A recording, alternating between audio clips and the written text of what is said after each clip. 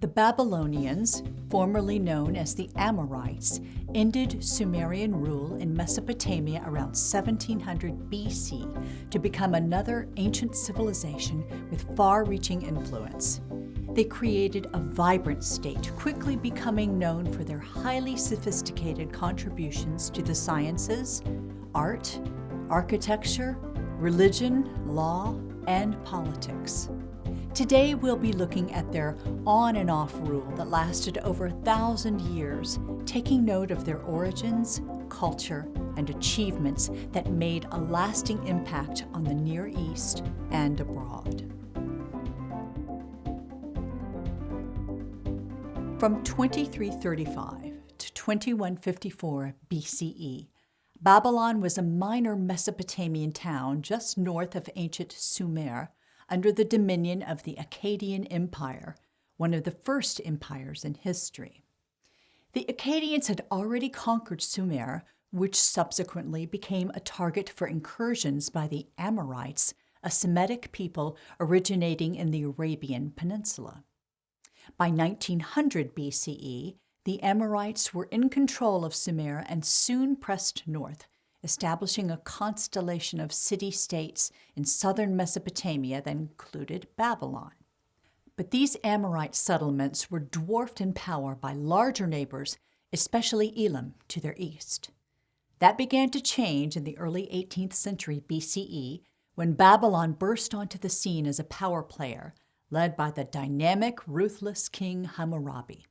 Under his rule, which lasted from 1792 to 1750 BCE, he launched a massive construction campaign that turned Babylon into a genuinely royal capital and launched military campaigns that expelled the Elamites from southern Mesopotamia. Having turned Babylon into a self-sufficient state, he then took it on the offensive, conquering all of ancient Sumer and pressing eastwards to take control of lands under the Elamites and other peoples in the western part of modern-day Iran. His empire creation didn't stop there because he pivoted west and north to conquer other Amorite lands. From this time on, southern Mesopotamia became known as Babylonia. Hammurabi was a sharp-witted ruler, the perfect fit for a newly minted multicultural empire, which had 3 different languages being used throughout its lands. The Babylonian monarch was known to raze or destroy entire cities to the ground for defying his authority. But the reward for obedience was a measure of civil accord. He achieved this by putting together a codified set of laws that applied to all subject peoples throughout the Babylonian Empire, otherwise known as the Code of Hammurabi. Covering domestic disputes and crimes that reached into the public sphere, the code was biased toward the wealthier members of society and towards men over women. Commoners who caused bodily injury were to be killed or mutilated, whereas elites who harmed commoners merely had to pay fines. Similarly, a man who had cheated on his wife had the chance of getting off completely unscathed, but an adulterous wife received the death penalty. Despite these limitations, Hammurabi's set of legal precedents nonetheless offered some degree of legal protection to every class of Babylonian society.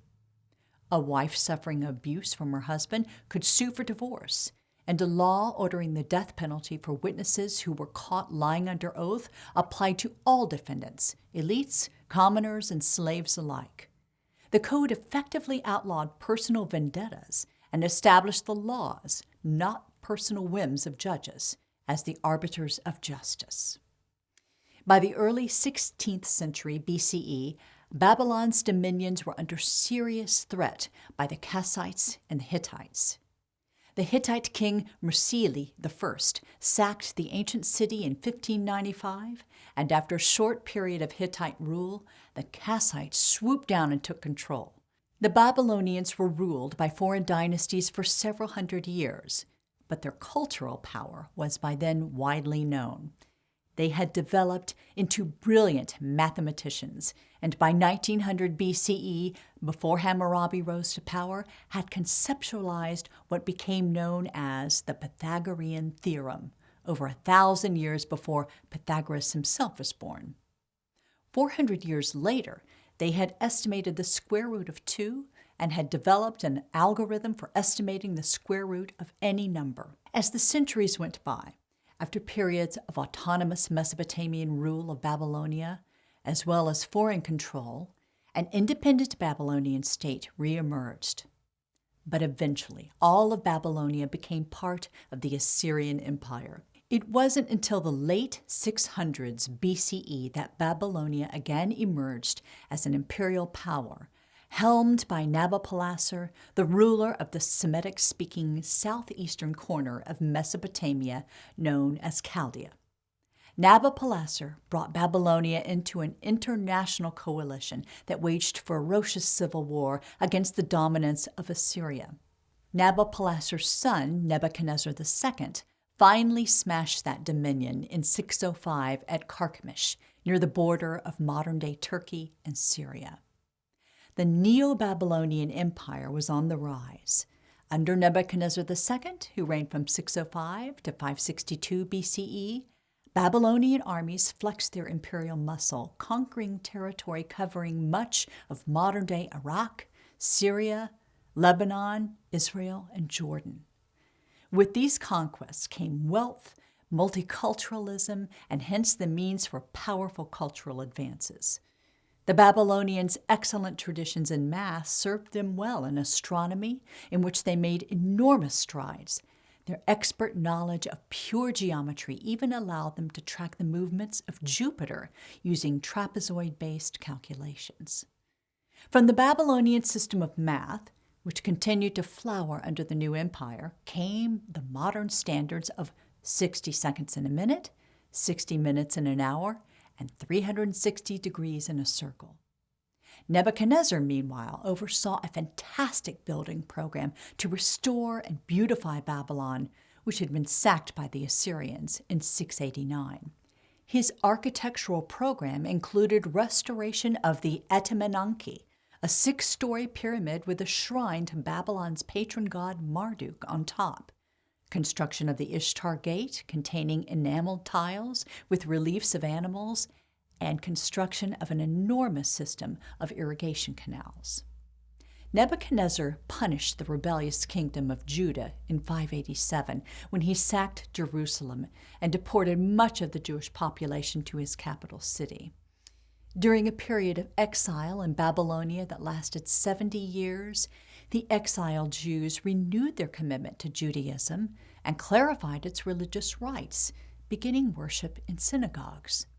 They also wrote significant portions of the Old Testament and the Babylonian Talmud, one of the main texts of Jewish law and theology. These impressive written outputs of Jewish captives not only helped Judaism flourish, but they also would eventually become key pillars in Christianity and Islam. Though the Babylonians were held under Persian control in 539, their accomplishments had seismic effects. Along with their influential legacies of lawgiving, math, and sciences, the Babylonians' military power also had far-reaching consequences. They dispersed the Jews from Judah, but provided a culturally sophisticated environment in exile, out of which, ironically, one of the world's major religions emerged with newfound energy. Okay, now that we've talked about the Babylonians and their accomplishments, let's look at a review question to see what you remember. Which of the following was not an achievement of the ancient Babylonians? A theorem of calculating the speed of an astronomical body using trapezoids. B, a 6-story pyramidal religious structure known as the Etemenanki. C, an empire-wide code of laws promulgated by Hammurabi that imposed standards of jurisprudence for domestic and public crimes. D, enormous strides in medicine that led to some of the first surgeries. Or E, the military defeat of the Assyrian Empire's remnants in 605 BCE at Carchemish. The correct answer is D. Such strides in medicine were not taken until the Islamic Golden Age in 8th century CE. Thanks for watching. and happy studying.